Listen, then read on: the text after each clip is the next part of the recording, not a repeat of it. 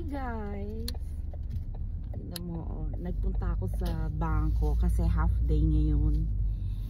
So, kailangan kung maka-deposit para hindi ako ma-overdraft. Tapos ngayon, I decided punta ako sa Amish store kasi may bagong open sila, a bigger store but it's the same owner.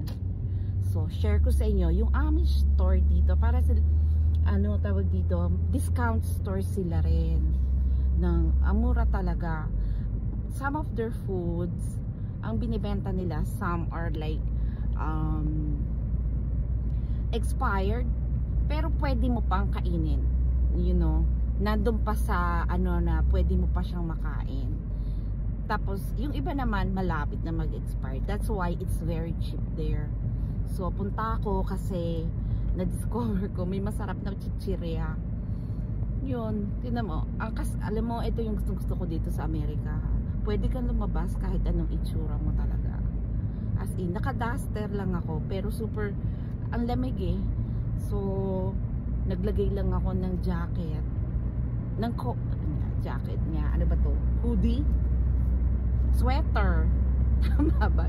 Ewan ko kasi dito you have to be specific. Mga anak ko lagi akong tinatama, but anyway, kasi ang lamig. Yun lang nilagay ko, naka-duster ako, tapos nag-boots lang ako kasi ang lamig talaga. So ngayon punta tayo, kaso Saturday hindi ko alam kung anong oras sila nagbubukas. Alam ko sarado sila ng Sunday. I don't usually go there Saturday. Bukas kasi ang mura. Alam mo yung mga mga chocolates, super mura. Paborito ko. Halika, pasyal tayo dito sa lugar ko. Okay, so punta na tayo. Wow, ang daming tao, aga-aga. Wow, sa Pilipinas, no?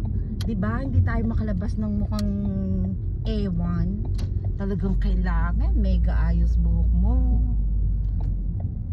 Ewan ko bakit ganun, no? Samantalang dito talagang nakakalabas.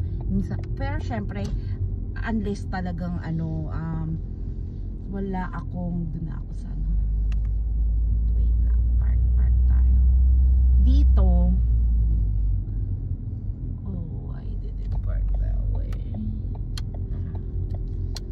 Dito, alam mo, nakakapag-shopping nga ako ng nakapajama, pero rare yun talagang.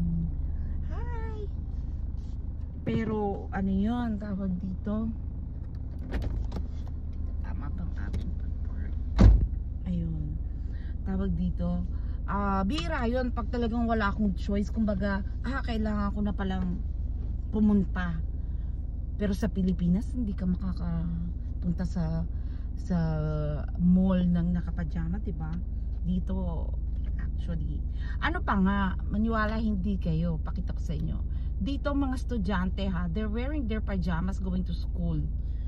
Yung anak ko nga sabi, gusto niya, ay nako, no, school is school. Sabi ko, hindi pwede kasi nga ang dami sa kanila nakapajama pag winter. Nakapajama, literally pajama ngayon, except for the t-shirt. Pero sabi ko sa anak ko, hindi pwede, respect the school. Wait lang, Diyos ko, ganito itsura ko. Nakita ko yung teacher ng mga anak ko.